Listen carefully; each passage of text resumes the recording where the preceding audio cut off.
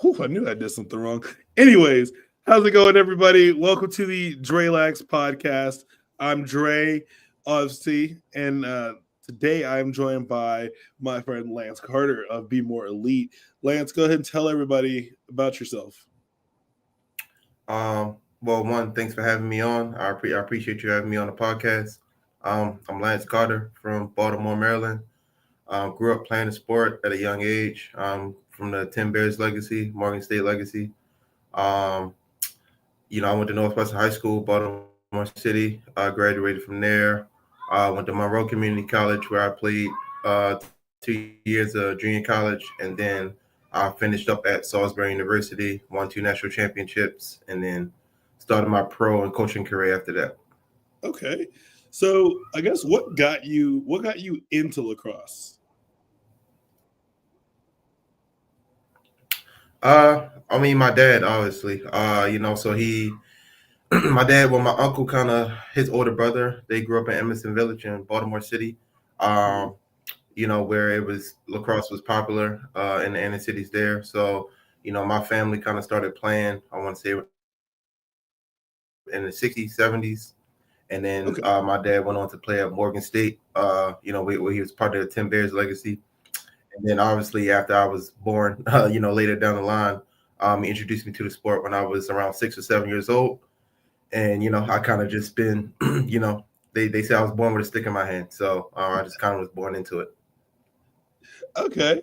So when it came to playing lacrosse, starting out, what position did you play, and did you stick with that position? Yeah. I mean, so I started off, excuse me, I started off as an attackman. I continued to play attack pretty much my whole career. And then when I didn't really play well. I was always trained as an offensive player. So even though I played attack, my dad made it clear as though, if you're just a straight lacrosse player, you can play anywhere in the field, but don't be limited to where, they can only put you in one position. So I played attack my whole career, and then I switched over to offensive midi my senior year at Salisbury, where I was on, first line with Sam Bradman and a couple other big time lacrosse players, big time offensive middies. But I've always been like an offensive player my whole career. Nice. Which side of the ball do you prefer? Like from a player perspective and from a coaching perspective, which side of the ball do you prefer? I mean, it's nothing like scoring goals, man. I mean, it's a lot of great things. I've never played goalie, obviously. I don't know what it's like to save a one-on-one shot, or I mean, obviously playing midfield. You play defense, or even when you play attack, you have to ride and get the ball back. But it's no better feeling than scoring a goal, sticking a goal, having the crowd go crazy. Scoring goals in big games. So offense is definitely preferred on my end.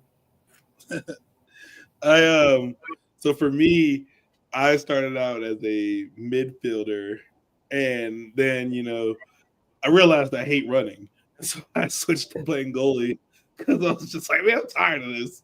I got to run on offense. I got to go play defense. I'm tired. Yeah. So would you say that coming from a family with a storied history in lacrosse, would you say that it put pressure on you to play, or would you say you played because you wanted to? Oh, that's a great question. I would say a little bit of both. I would say.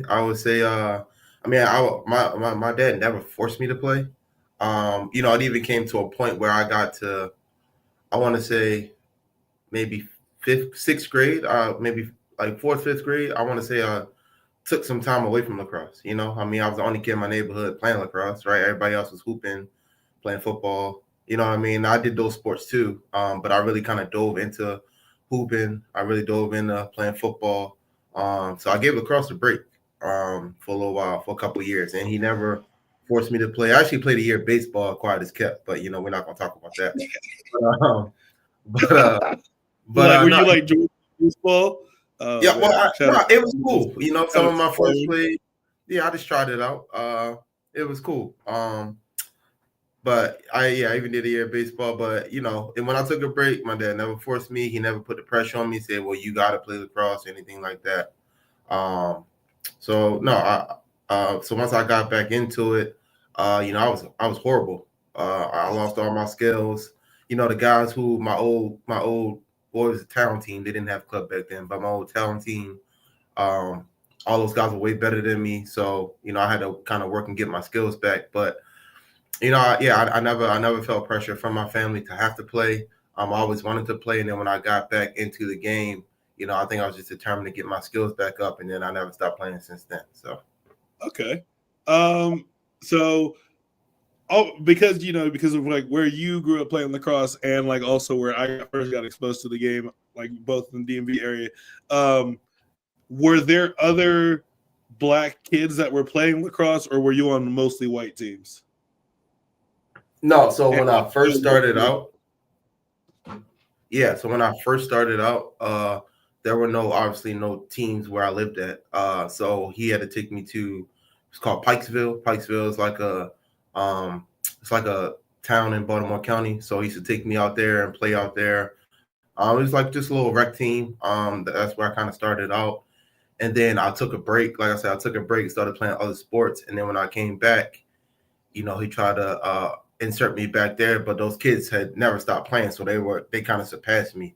And then I want to say around that time, that's when they started Black Slacks, in the city program, Black Slacks here in Baltimore. And then and that's when I used to play with guys from around town, guys in the city. I was the youngest, playing with a lot of older guys for Black Slacks, and then Coach Donnie Brown, who's a mentor of mine, who's one of the lacrosse godfathers here in Baltimore.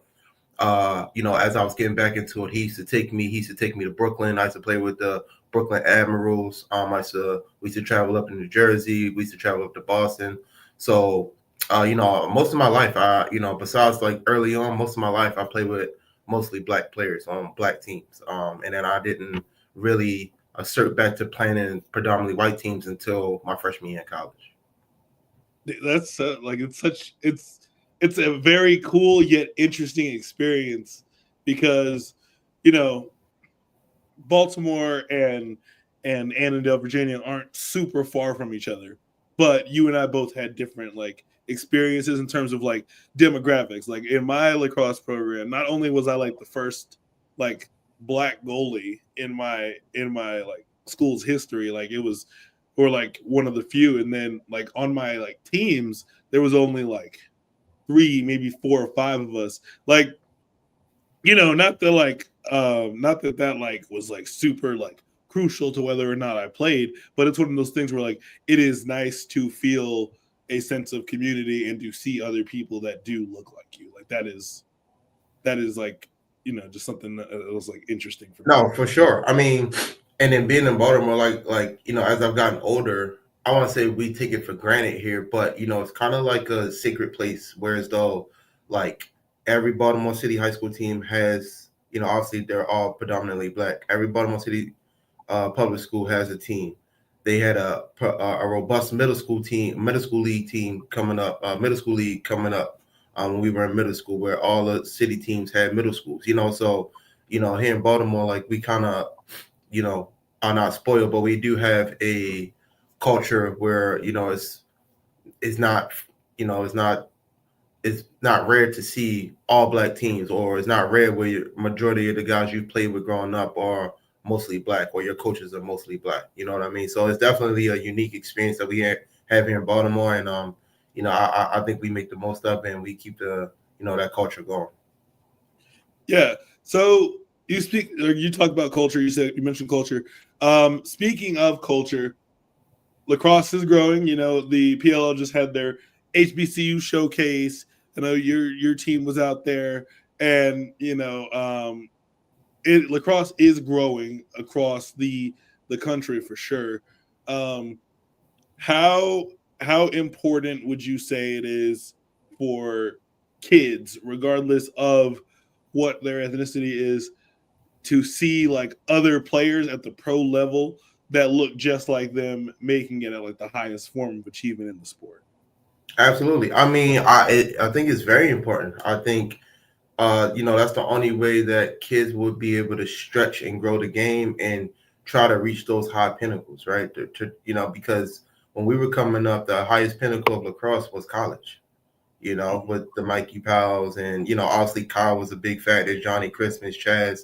Like those are some of the guys we identified with, being a young black lacrosse player. And then like the style of a Mikey Powell, the flair and the precision that he played with, we can identify with that style. You know what I mean? But it's important to see self-identity, in the higher levels of lacrosse. And even when you look at, you having more um, you have way more ethnicities and way more backgrounds playing, and it's great to see over the last, I don't know, maybe 10 years, 15 years of, the Native Americans being more impactful at the higher levels. We always knew that natives created the game and they were big impacts in the game, but to see them be more mainstream, it's showing more diversity in the game. Now it could be a lot better, obviously, right?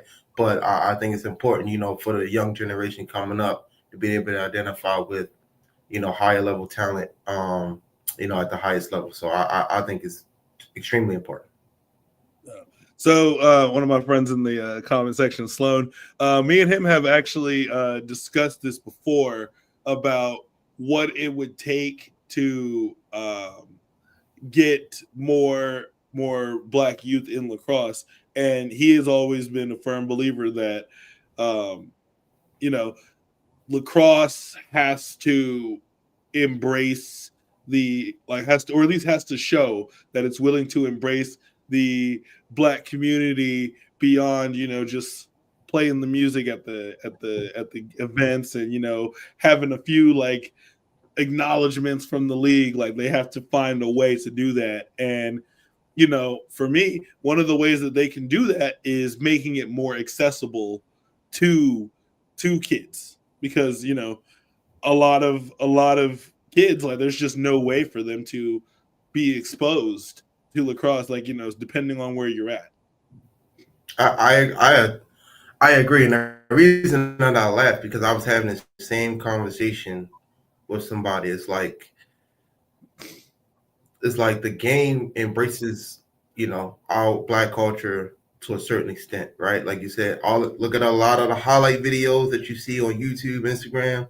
A lot of it is what type of music playing, right? Hip hop music, rap music, like popular music, things like that.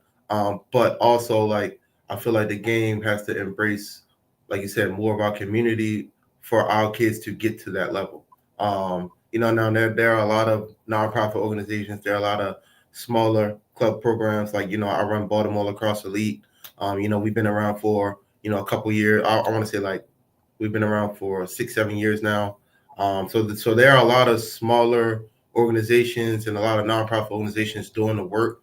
But there's still a gap of having representation, of having, I want to say mainstream lacrosse embrace or bring our community into the game.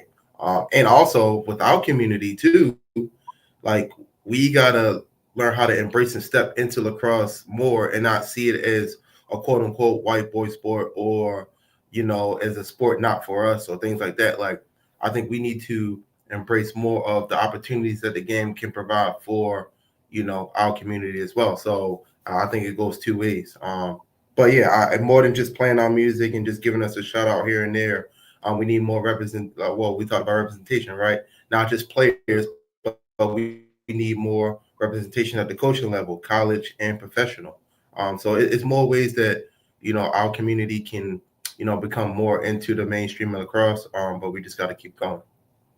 Yeah, look. So one thing that Sloan said, I know it's football, but Doug Williams had to crawl so Jalen Hurts and Lamar Jackson could run.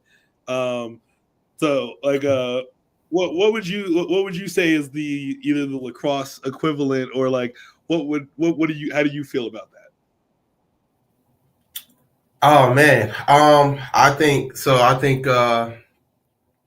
agree with him. I think that one, I mean, so if we talk about history, right? So, one of the main things when we talk about history is we talk about, Miles Harrison and the Tim Bears and the Morgan State legacy, right? And then that kind of, started a pathway for us, and then that kind of died. And then, when my dad started in Hampton, created Hampton, getting Hampton back in the NCAA fold. I mean, we've had club teams at the HBCU. So I'm speaking on HBCUs now. We had HBCU club teams, but now with Hampton being NCAA, and now you have and you got UDC Division II NCAA, and then you got on the women's side Howard, and you got Del State.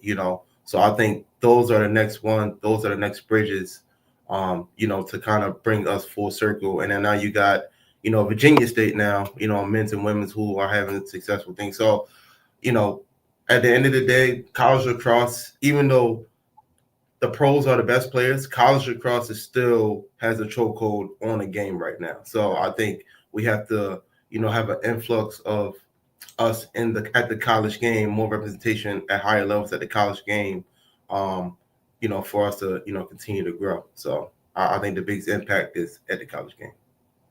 And one thing I will say, so it's funny because they always say there's 6 degrees of separation. One of my friends and like former teammates, he actually was part of that inaugural men's team at Hampton University. Wow. Yeah, his name's Kendall Sapp. I played with him when I was in high school, and he's one of the inaugural people, like one of the best people I know. So like, I coached Kendall. So because I lived in LA, after I moved back from LA, I coached with my dad at Hampton. So I coached Kendall for like his last 2 years. Absolutely, great guy, great young man. That's just so funny, like that. Like I just love that. Like, see, lacrosse is a small world. It is. And he told me about like what the process was like from going from club to going to NCAA level. Like he told me like that wasn't an easy thing either. But also I know I met the men's lax team at Morgan State in 2023 at LaxCon. So like, like it's just so funny, like the different connections or like connecting points in like both of our histories and experiences with lacrosse. Oh yeah, it's definitely intertwined, man. We definitely know the same people. We came across the same people, so absolutely. And I guess what I would say is what would either be your idea, or how would you like to see lacrosse better entrenched in just communities in general for kids? I mean, I think the club model has been great, but also is done a disservice to the game of lacrosse. I think we have to get back to, club's not going to go anywhere. Club is going to be where it's going to be at. But I think having the town teams, the rec teams, like those type of developmental teams, the introductory levels, like that has to come back, because now as soon as the kid gets into the game, they think they got to play club or they got to play on an elite team, and it dilutes the game so much. It dilutes the game, it dilutes the talent pool, regardless of where you're at, regardless if you're in a prestigious county or you're in Baltimore City or wherever. You know what I mean? I just think that the club game has definitely done a disservice to the overall development of the game of lacrosse in every community. And I think that if we get back to more rec level, more introductory level, more development level, there's a level for everybody to succeed. But nowadays, all kids, not even just the kids, it be parents too. Like they got to be on this club team, this elite team, and it's just like, yo, your kid's not even good enough to be on it. But if you got the money to do it, you're gonna, and club lacrosse has become such a business now that your kid might not be that good, but if you're gonna pay that $3,500, we got to pay our coaches, we got to pay our field, so we got to do what we got to do. So I just think that getting those levels back of developmental, rec level, club, I think bringing those levels back, will definitely benefit lacrosse community everywhere. And that's always been my gripe with clubs, is like certain high schools in the Colorado area, if your kid doesn't play for a certain club, which a coach in that high school's program either knows or has coached for, your kid's probably not going to see the field, whether they're good or bad. And then the way that club is set, like the way the club level is set up, just from what I've seen, like it's not focused as much on development as it is like individual achievement and like winning. Like they will, like I feel like just based on what I've seen from like different clubs, is just it's so much more.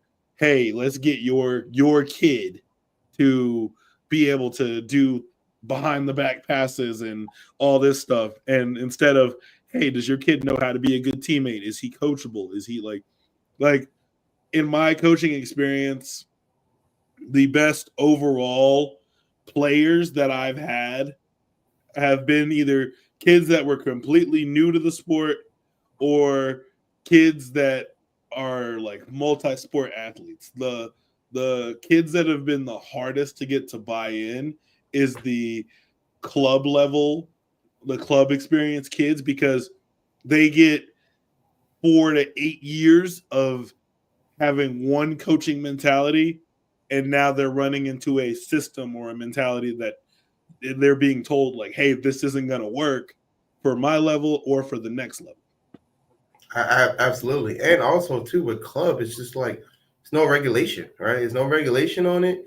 A kid can play for 4 different club teams, if it's allowed. So it's no, and like I said, it's a business, and we don't own these kids or these families, so they have the right to play forever they want, which is completely fine, absolutely. But at the same time, if your kid plays for Crabs this week, right, and then or this year, and then he plays for FCA next year, and then he plays for Hawks the next year, like now you're just team hopping, and it's just like I don't know, I just don't really like that. I know that's just the beast of it, and that's just where it is right now. But it's like, yo, what are we really teaching our kids? If your kid doesn't get playing time over here, oh fine, you just grab your equipment and you gonna go to some other team, like. Sometimes that you might need to do that, for a better experience. But, a lot of times, a lot of these parents are chasing names, chasing a brand, and not, is your kid really developing and really having love for the game and really, making these connections with friends, teammates, families, you know what I mean? So, yeah, so like I said, club lacrosse is going to be club, it's good to have it. It's good to have the higher levels, but everybody can't play club. You know what I mean? Like, and it's got to be some regulation for it, and that's just my only gripe against it. And like it's one of those things where like this is also kind of my gripe with like the rules for high school, because kind of like you said with team hopping, so you can transfer based off of like athletics and not be penalized. But if you want to transfer for education, you'll get penalized. At least that's how it is out here, and it's really whack. Because we're telling these kids your grades are important, but if you want to transfer based off of athletics, then you could do that. And there's different ways they get around it. And we play in a conference that, because in 5A we have about 4 private schools that play in our conference, and I've always like disliked it personally, because I'm like, you're getting regular high schools and you're going up against teams that are basically NIL teams, because they can get these kids because they can recruit them without actually recruiting. And so that's a whole mess in and of itself. Like, there just needs to be more regulation for sports at like all levels, because that's the only way to even these playing fields. Because all the kids, they go to the clubs with the brand and the name recognition, like you said, like they're learning a brand, and them playing for that brand is going to lead to them walking in to their high school programs with a certain level of, for lack of a better word, entitlement, because it's going to be like, oh, I'm a freshman, but I should be on varsity starting because I played for Team 369 for 6 years. When the coach is like, yeah, you're good, but you're not coachable. Like, I can't, Right, I'm not going to do it. Exactly. No, I agree with that tremendously. And, and also too with the club game, it's like, it's a gap as far as like financially, right? So if you got some kids who can't afford it, or can't afford to pay 3,500, like what are they gonna do? I mean, we got some kids who are very talented, could play on the Lions Club teams, but their families don't got 3,500. Now I know some organizations scholarship and things like that. That's fine, what I mean, which is good, but it's very small gap of clubs who actually scholarship kids. So I think that financial gap and club, and also too, like, your club team, you got to pay, $3,000 per tournament. You know what I mean? You got to pay your coach. You got to. So it's just like, all right, even if I have a bunch of kids from Baltimore who can really play, but only a third of them can pay. Now we got to raise money. You got to, So it's a lot of different factors. In a club across game that affects players, families, coaches, everybody involved, and you just got to like stream through it and figure out where you fit in at. Yeah, I think that over time, certain factors of lacrosse gatekeeping are slowly Mhm. going away. Because like when I was playing, it was, oh, lacrosse is a white sport. We don't really play that. Now there's more of us in the game. Then it's, oh, there's not a lot of teams around. There's starting to be more teams around. Then it Mhm. was, oh, this isn't like the equipment's expensive. The equipment is still expensive, but thankfully there are programs like PLL Assist that Mhm. work with getting equipment to players and making it more affordable for these teams and these schools.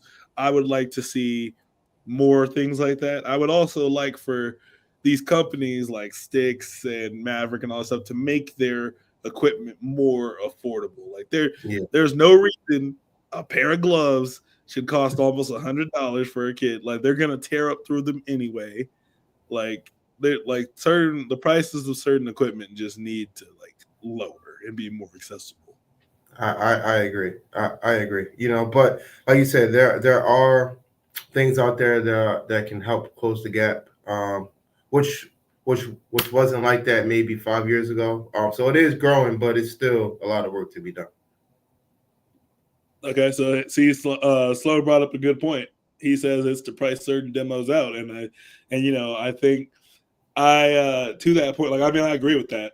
I do think that like they like I think that the as the talent continues to rise and the need and the demand for more players continues to rise, I think a lot of these priced out systems are gonna have to change. Like they're gonna have to. Um, Absolutely. which uh, which like for me, my question for you is like, how did you? I guess like not only how did you find all the players that you have? Because when I saw you, you had at least like 60 kids with you. Like, how did you find a way to bring so many black youth from the area like into the sport? Yeah, I mean, so like previously, like I talked about, is Baltimore, man. I mean, we're fortunate. Like I said, we're fortunate that lacrosse is a part of our culture. We have a lacrosse culture here in Baltimore City, where a lot of black kids start playing at a young age. So I also work with Harlem Lacrosse as a program director, and in the middle schools, our middle schools start playing at sixth grade. So from there, they know lacrosse, they're familiar with it. So from 6 to 12, they're locked in there playing all year round. And then on top of that, the kids who are not in that program, they've seen me coach around, they've seen me out, and their parents maybe maybe they didn't like the experience that they had at, I'm not gonna name no clubs, but they didn't like the experience that they had at X, Y, and Z club, so, and then somehow they get connected, with another parent. They're like, oh, well, you should call Coach Lantz, who runs Baltimore Lacrosse Elite, and their experience, they obviously their experience is different over there because obviously a black coach, majority black players, and it's not like beginners, it's not like we're teaching it. It's like, no, kids who know how to play at the high level, know what they're doing. So I think, like I said, I'm fortunate enough to be in this area and continue to grow. But it's just been passed down generation to generation. of kids who just gravitate to the game, and it's kind of just people who've seen players before them do the same thing.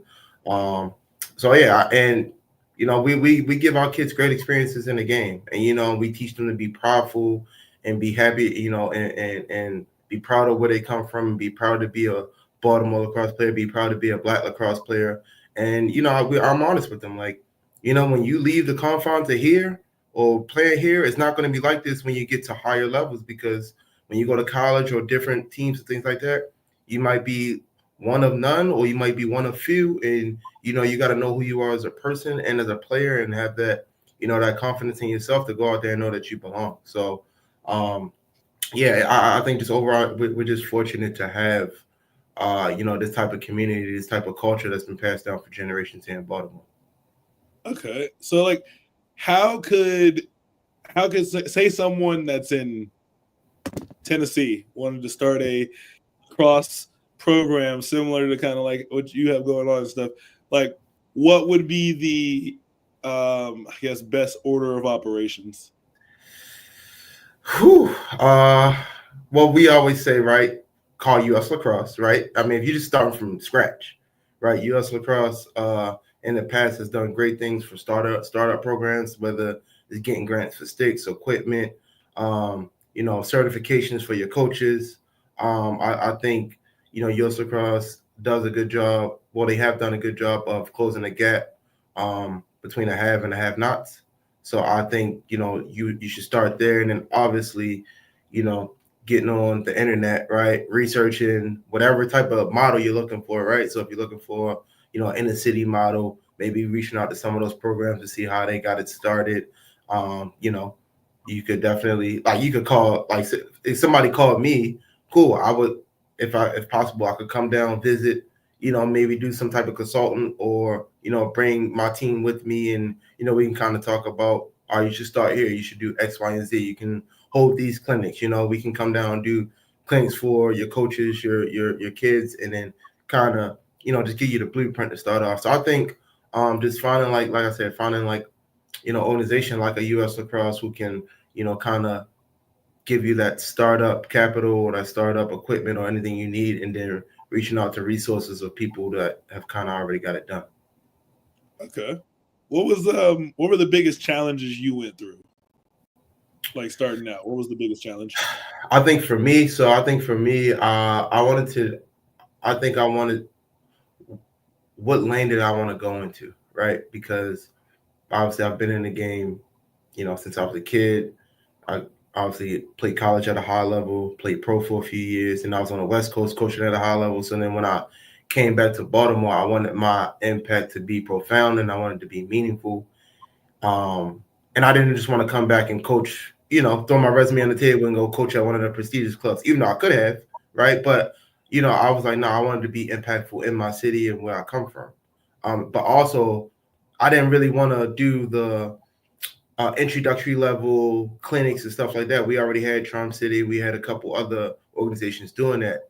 I was like, the problem that I saw when I came home was when kids got to a certain level, they had to go to the county club teams to keep getting a high level of lacrosse or the high level of coaching. We didn't have a higher level here in Baltimore. So I was like, you know what? With the knowledge that I learned coaching on the West Coast and being in the game, I was like, you know what? We need to create a club level experience for kids in Baltimore. So I think so the toughest part for me was finding the kids, finding the families that's going to buy in. And just making sure everybody bought in. But thankfully for me, being in a Baltimore City community, Kenny Brown, who's like a older, big brother to me. His son at the time was Justin Brown, who he's a freshman at Fairfield now. But his son, Justin Brown, was one of the best players at his age. They were all in 7th grade. So it was him, and there was a couple other kids who was like, yo, you want to do this? Cool. I'll bring my son. I'll pull a couple of these kids, and then we can start recruiting kids, and we'll just enter in the tournament. So I was like, all right, bet. Let's just do that. So we came up with our color, purple and gold colors. Baltimore Lacrosse Elite was created, and then, we had some practices, and then we just went out to the tournament. We went to Bay Bridge Brawl, which is which the Annapolis Hawks really owns that tournament. So that's kind of like their beginning of the summer tournament. So we just showed up, predominantly black team. We had a few white kids on our team, who stepped in and played with us, and it was part of the program. Predominantly black team, black coaches showed up, and we just showed out, and we won the whole tournament, which was crazy. So they were like, "Yo, wait, where's this team coming from?" And then that kind of established our program as like, okay. And then I think, did we play another tournament that summer? I think we played we played another tournament that summer, won that, and then we kind of just started on the road. So I think the biggest challenges for me was making sure I was in the lane that I wanted to be in, finding the kids, and then just kind of building from there. Okay, I like that. Like, see, like you got the little humble beginnings roots. I like that. Yeah. So like, do your players do lacrosse year round, or do they do multi sports? Both. So yeah, we have kids that are multi-sport athletes. Especially now that a lot of guys are in high school. We got guys who play football. We got guys who play basketball. We got guys who wrestle. And then and I was a multi-sport athlete in high school, so I encourage kids to play multiple sports. One, get a break, man. Lacrosse burnout is real. I see it all the time. Kids burn out. Kids play lacrosse so much that by the time they get to their senior year, they're like, yo, I don't even want to do this in college no more. So I think it's good to take a break. I think it's good to get another competitive edge in other sports. Being a cross-sport athlete, I think other sports help you in different ways. So I'm all for it. But also we have some kids who just like die hard, like, nah, coach, this is lacrosse is me. This is what I do. Like all the other sports are cool, but this is me. So, and I respect that too, but I also make sure, like, look, man, like wintertime, we do some training, we scale down a little bit, get a break, get away for a couple of weeks, miss it a little bit, and then kind of get back to it. So I think multi-sport athletes are very important. I try to push that with our kids. But if lacrosse is their thing and that's all they want to do, hey, who am I to tell them no? That's my thing too, is just like, I'm like I encourage them to do other sports. I'm like, hey, go do other sports. And like at the different high schools that I've coached at, I've always done my best to make friends with the basketball, wrestling, and soccer coaches, because those players are the ones that I've seen like develop the most. Mm-hmm. The last school I was at actually had a hockey team, and I had some hockey players that came out. It was really interesting. We had like the last school I was at, we had players that played, because in Colorado, soccer's a fall sport for the guys, which is interesting. And because in Virginia it's spring, but so soccer being a fall sport helped out, because the soccer players that would be playing soccer during spring, if they were in the DMV, they're playing in the fall. So then I have them for spring. And then the basketball guys are usually done with their season by the time lacrosse gets going, unless the team has a deep run to playoffs. And then, the wrestlers are done by February. And so they usually come through. And those are usually the guys that do face-offs, because those are like the best ones to do face-offs. And then wrestlers that are goalies in either like or hockey goalies, those are the best ones. I love it. I just love, like, in my experience, multi-sport athletes have developed in lacrosse faster than athletes that don't, like, where lacrosse is their only sport. That's just in my experience. Yeah, I mean, because different skills. No, yeah, and college coaches often say they look for kids who play multiple sports, multi-sport athletes. I think, obviously you got to have a certain level of skill in lacrosse to be recruited, but a lot of college coaches tend to go to the multi-sport athletes. I mean, I've heard, the Lars Tiffany's, the Tillmans, all those guys talk about multi-sport athletes that they love to recruit. So it goes a long way. I mean, shoot, man, even at college, Jordan Faison at Notre Dame plays football and does lacrosse. Bill Belichick, the Belichick effect, he's gotten some players that play lacrosse to they're going to do football for him this year. And I'm like, look, that's going to start happening at colleges, and not even just with lacrosse. You're going to start seeing multi-sport athletes rise up. This this new crop of athletes is very like talented. Like I mean, when I was watching the HBCU showcase, I was just so like impressed because like the skill level that was like displayed, I was like, more people need to know about HBCU lacrosse because like I only knew about a couple of teams at the HBCU level. Like I only knew about a couple of teams, but like that showcase had at least 6 to 8 schools represented, and I was like, this is important. And you know, I said it on Twitter, and I'm probably sure I'll bring it up again to somebody that has the swing to move it. But I was saying that HBCU showcase should find they like the PLL needs to find a way to like live stream it on their YouTube channel or something because the showcase itself was just so fun. Like and I didn't get to go to an HBCU, so like that whole showcase, the feel, the energy, the like environment, even the gameplay, like it felt like the closest to an HBCU experience that I was gonna get. But it was also just really cool, and I was like, that needs to be shared with more people. More people need to see this. I agree. And then, with HBCUs growing, I think we need to support it more. And also, if more HB and I love the HBCUs and what they do with this NCL league and the Sixes league and everything like that. But I also think that we need to grow more at the NCAA level too, because a lot of kids, especially a lot of I also had a lot of kids here in Baltimore who would love to love to play HBCUs, but on the men's side, it's only Hampton, Virginia State, and UDC. It's only three. And Hampton's very difficult to get into, obviously, right? Academics, price wise, things like that. Division two, uh, and Virginia State and UDC is at Division two levels. So those are becoming prime spots for guys to land at. But we just need more variety and maybe a couple more schools, for more of our kids to one still get the HBCU experience that a lot of them kind of want, and two be able to play the game of lacrosse. So yeah, my support is 100% behind HBCU lacrosse. I mean, obviously, right? I didn't play at HBCU lacrosse, hence Salisbury. But I always think about it, if the opportunity came, I definitely would have entertained it. Definitely would have been a choice for me. But I didn't have that option, so I kind of had to go, to the best place where I thought I could play at the highest level. Okay, that's valid. For a young player starting out, what is the best advice you could give to them? A young player starting out,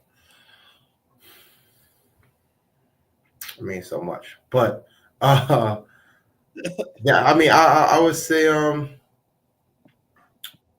best advice I give a young player starting out, obviously, just play with your stick as much as possible. I would say make sure you're in an environment that's actually helping your game grow, regardless of what your level is. So start with the fundamentals. Playing with both hands, I think at a early age is very, very important. Even though you can get to a higher level and be a one-handed player, but having the skill to play with both hands, the younger you are, the earlier you start, I think is one of the best intangibles a young player could get right away, especially starting off brand new, because once you get older and you get into your habits and then you start trying to develop other habits or develop other parts of your game, you kind of stuck in your ways a little bit. I see that a lot with older players. So younger players starting out, definitely get into an environment where you're going to develop the most, have a lot of fun playing the game, right? Don't take it too serious too early, and develop both hands as much as possible.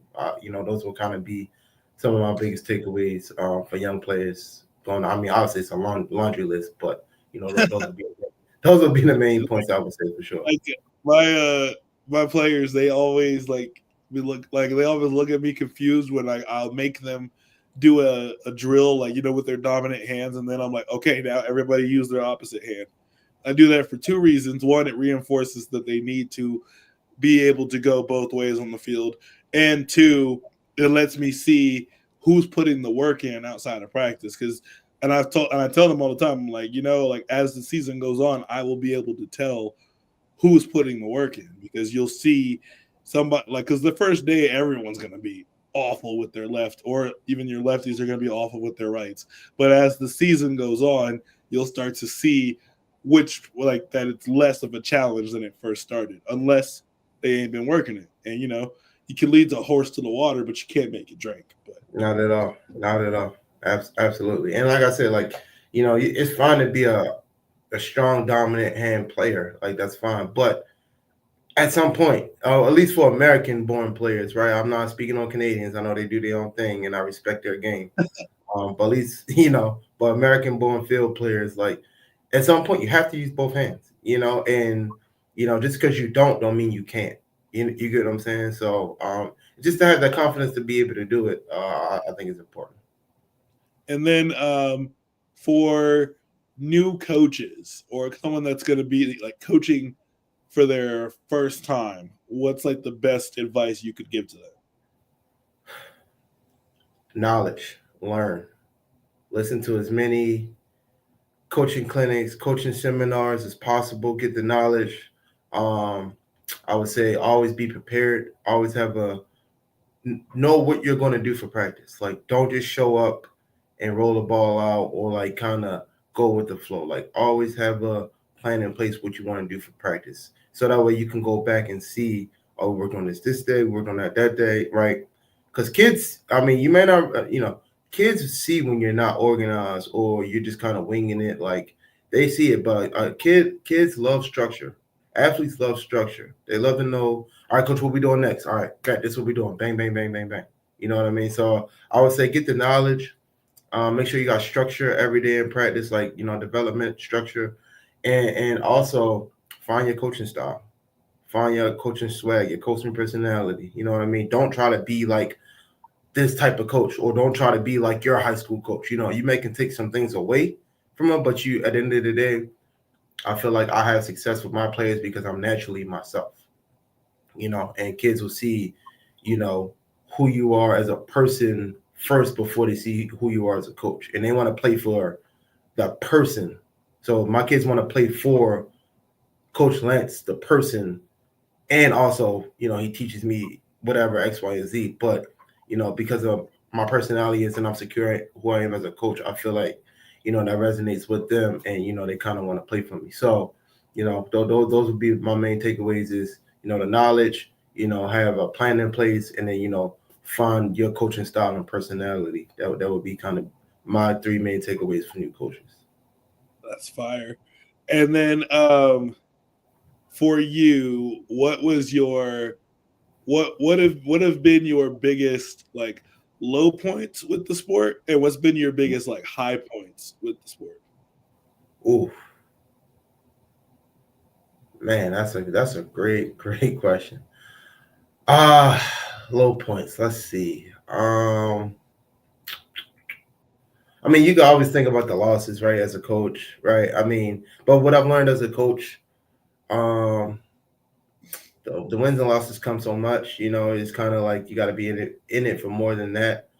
I want to say maybe one of my lowest points was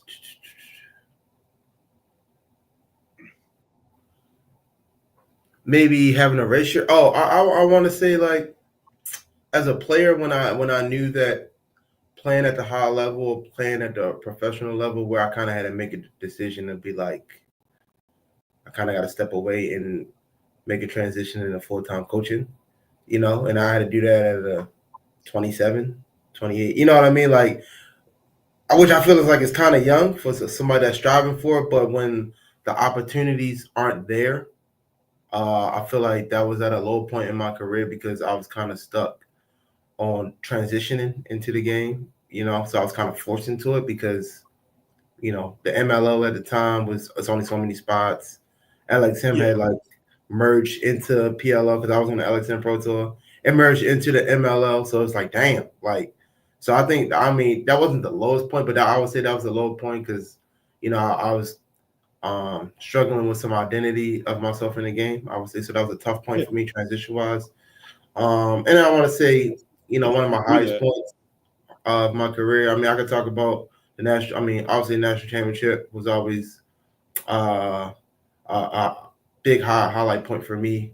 But I want to say recently was when my kids that I coach committed to college and we had a signing day for them. These are kids that I was with since like seventh grade. You know what I mean? And I'm not a super emotional person, but like kind of got choked up that day, like when I had to give a speech about it, because I was like, damn, like that's when it really hit me. Like, this is what it's really about. Like, pouring into these kids and growing them, helping them grow as young men, and now they're reaching their dreams, and all they just saying is thank you, coach, thank you. You know what I mean? So that for me was a super high. I want to say. I mean, it's a lot of things, but I would say that that's definitely one of the high points in my career recently. Yeah, so jumping back to that like low point part with like recognizing that you like were having to transition out of being going from player to coach, like I guess what helped you make that decision, and like mentally how were you able to kind of get through that decision? I mean, when you go try out for the MLO and you get put on practice squad or you don't get a call back, you do it, and you're investing in yourself, investing in the training, spending time shooting, spending time working out, spending time playing in men's leagues, men tournaments. You see the guys playing, and you're just getting met with resistance. Whether you think you belong or you don't or not, you're not there. And it's just like, all right, at some point, and then at the time, obviously, MLO is not paying $1 million, right? So it's not like it's big money that you're chasing either, but you're chasing the idea, the dream, the identity of being a professional lacrosse player, because that's what I always wanted to do. And then, being hit with that resistance, I was like, damn, like now what? But I think at the time I was still coaching. I had moved out to LA, like I said, because I was on the Alex and Pro Tour. I moved to LA and I started coaching with the Santa Monica Dragons, and I was doing private training. So I was really already kind of cutting my teeth as a coach full time. And then I was like, like I said, it took me a minute, but I just had to realize, like, you know what? I enjoy coaching. I have a passion for working with the youth. I've always had that. Um, I'm making some good money. You know what I mean? I'm making some good money. You know what I mean? I mean, it's, still got to work, still got to eat, still got to pay your bills. So I think I was like, you know what? It's time for me to kind of just, obviously I continued to play, but I wasn't chasing that no more. I was like, you know what? It's time to put my knowledge, my efforts into being a full-time coach, full-time lacrosse trainer, and kind of, showing us now it's more than one way to have an effect on the game, or, make money in the game, or, build your identity in the game. So, and then I had a great supporting cast, Eric Crum, who's one of my closest friends at Salisbury, who I moved out. He's from LA, who I moved out there and helped build the Santa Monica Dragons program with him. Sam Bradman had came out, so Matt Canoni. So these are the guys we all went to college together, played together, and they were out there too. And we were all kind of in similar, transitions. And I was like, you know what? I'm just going to go ahead and dive into it and be a full-time coach. And kind of moving with my life and my career. And, it's one of the best decisions I made. Okay. And now let me see. So, obviously knowing who your not just who your dad is, but like what your like family's like legacy with lacrosse is, like do you ever feel like pressure to live up to that, or do you feel like you like what you've done to this point just further like adds to it, or like is that something that you feel is going to be like a lifetime kind of chase? No, yeah, I don't feel pressure. Like I said, maybe younger, I felt a little bit, seeing as Lloyd Carter's son, coming up as a player and things like that. But me personally, I was the type to embrace it.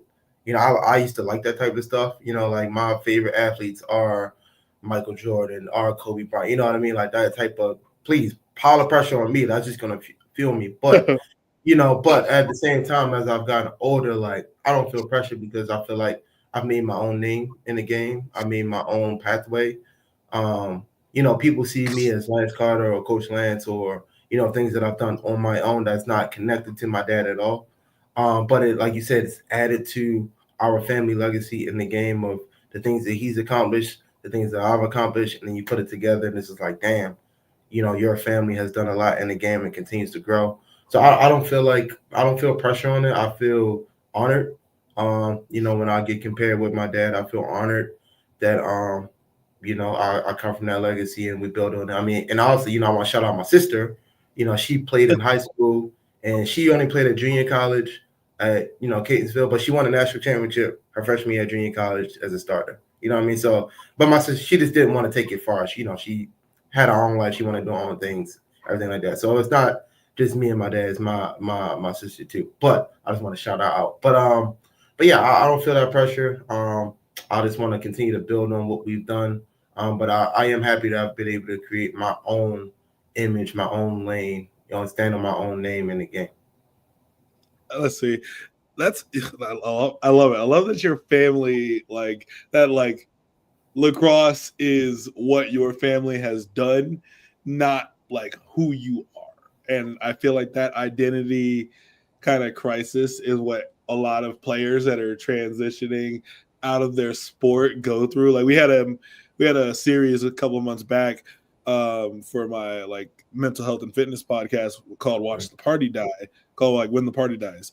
And so it's basically about what happens for athletes once sports is done, like once their playing career is done, like where they go through in that transition period. And it sounds like you navigated through that transition period pretty seamlessly. Like I navigated through that for me based off of coaching because I had to stop playing due to like getting diagnosed with like epilepsy and I have a surgically repaired shoulder, and so I had to stop playing. But coaching is like how I give back to the game. So that's it's just interesting. I love hearing everyone's like perspectives. Yeah. So it wasn't seamlessly because, my uncle, I want to say my uncle, my dad's oldest brother, he passed away a couple years back. But he taught me that lesson, I want to say my junior year of college. I think I came home for like a summer league game. I was playing a summer league game like out in Howard County. And then he came to, he just came to see me play, came to see me. And I just like wasn't into it. I was like kind of playing half-assed, you know what I mean? Like, I was kind of just BSing a little bit on the field. And I just didn't play well. So he pulled me to the side of the game, like, man, what's going on?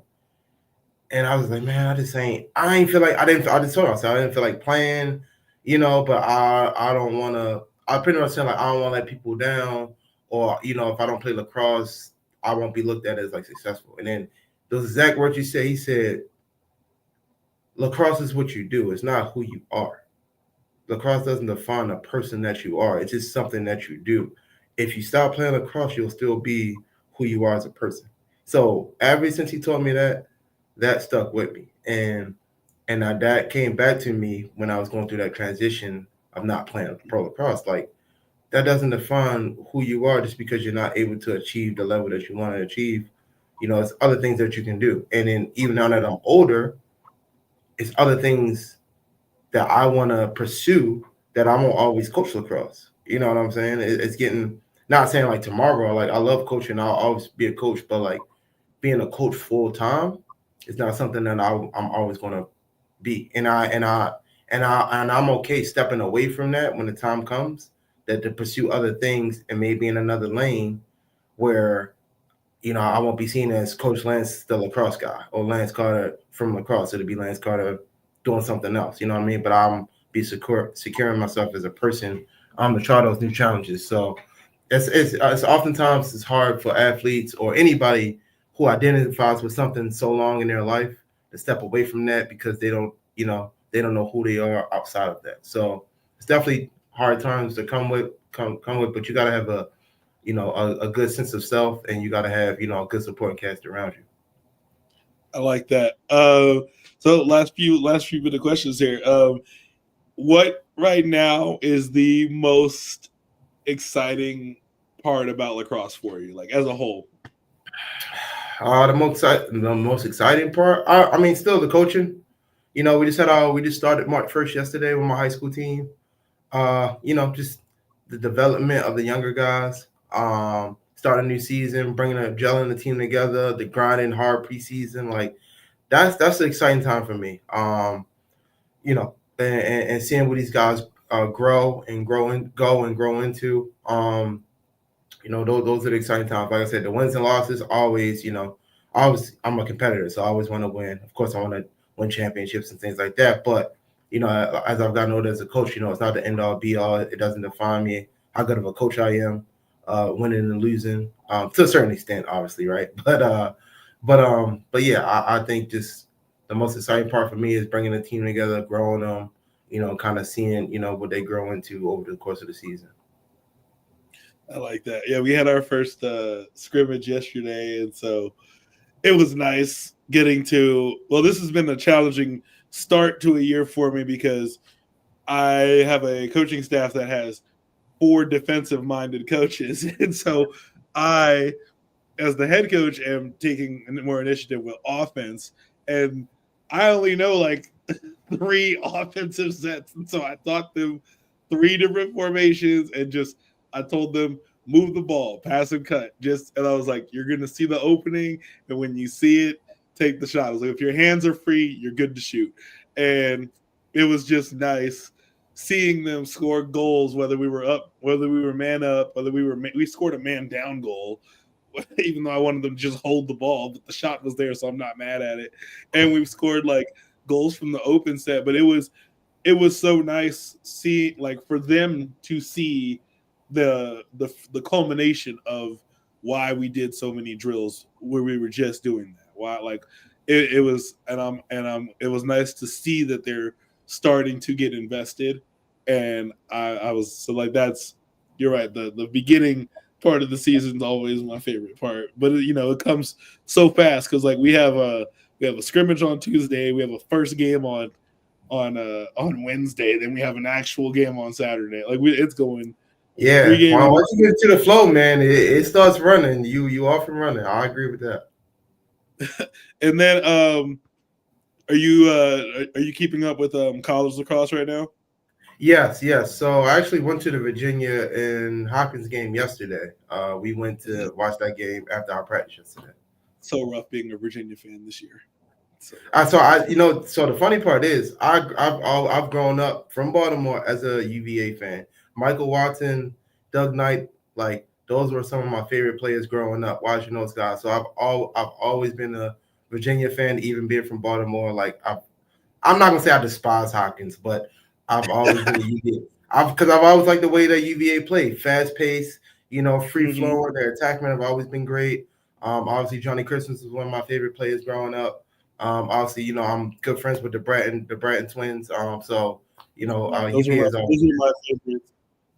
So Chevelle and Shamar were the ones that got me to like be like into college lacrosse. That's how I became a UVA fan, was watching them on TV, and also still Stanwick.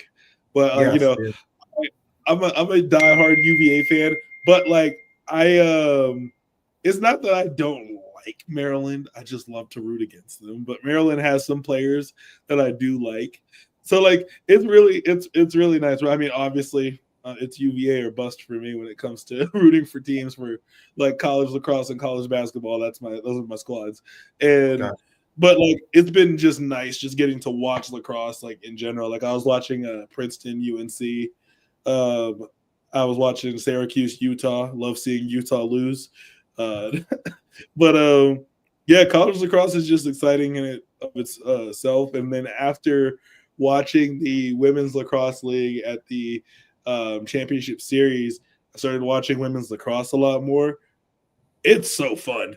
Yeah. Like Yes. it's so fun. Yes. The growth of the sport is just the best thing. So like one last question for you. With what you have like going on for like from a coaching perspective, coaching standpoint, what I guess like what's the end goal with you for lacrosse? Like what's your end goal? Man. So I'll tell a little bit of kind of what we got going on. Mm-hmm. Um, so right now I'm senior program director at Harlem Lacrosse, and I run my club Baltimore Lacrosse Elite.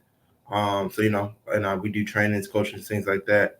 Um, we are well, me personally, I am transitioning myself in the game of lacrosse to a different scale. I want to say, getting more to running the event side.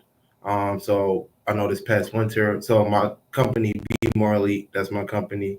Me, Mhm. Sean Church, Nick Hazel, those are my business partners. So we just recently ran a showcase here in Maryland in November. Had about 40 kids come out. Had about 7, 8 college coaches come out. Just small, intimate showcase. And then also we traveled out to LA at Catalina Island, and we helped run a Catalina Bison Invitational. With like it's like four. It was like four high school teams from LA. So we helped run that event as well. So more on the event side, um, of growing our company, and then also on the athlete management side, as far as representing lacrosse players in the game. So I think me personally, like I said, I'll always coach, but I think scaling myself in a different position as the game is growing, especially the pro game, we will need more representation at different levels to mediate. Now with NIL coming out, more guys being represented in the game of lacrosse. I mean, we got some potential clients coming down the line. I'm not gonna drop no names, until it's official.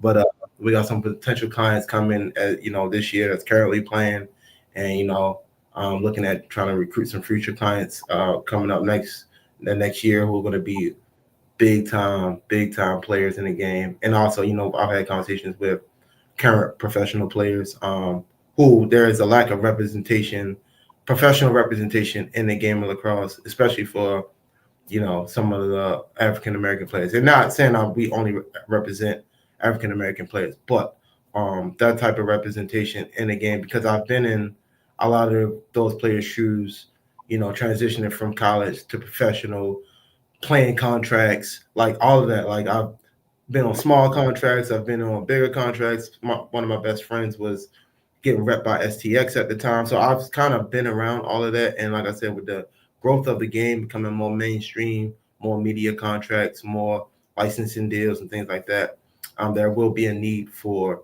that type of space in the game. And that's so for me, that'll be my next transition into the game over the next couple of years. Is like I said, I'll always have my club, I'll always coach, but that won't be my everyday full-time thing. So, if all goes well, that's kind of where I see myself in the game over the next few years. Is kind of, on the event side, putting on great events for, kids from my background and connecting those dots, and also having representation in the game. Awesome. That is super great to hear. Like, I love seeing the game grow. I love seeing it. I love seeing, just new kids get introduced to the sport. So Lance, where can people find you on social media? So social media, so Instagram. So I do have an Instagram, but it's down right now. I kind of like to take a little hiatus in the beginning of the season, so I can just lock in on my team and lock in on things that I got to do. Um, but my Instagram is tzcarter_4. That's my social media. And then you can find my lacrosse page on Baltimore Lacrosse Elite on Instagram. And then you can look at our company page, Be More Elite, on Instagram as well. Those are the social media platforms you can find us on. And my Instagram will be back probably in a month or two. But beginning of the season, I like to take a hiatus and lock in on the team and focus up. But then once we get going, then I'll pop back out. I like that. Hey, thank you everyone that is tuned into this episode of the Drelax podcast, hosted by the CDB Multimedia brand network. Remember, you can check out the Susio Boys podcast, Aim High, a different angle, Susio Sports, the Drelax podcast, Shogun Soccer Sit Down, the CDB podcast, and our wonderful sister Mika is coming through with her podcast soon. We will have name and information to y'all soon, shortly. Thank you all so much for tuning in. Thank you, Lance, for being part of this episode. All right, you all have a good rest of your day. I'm up out of here.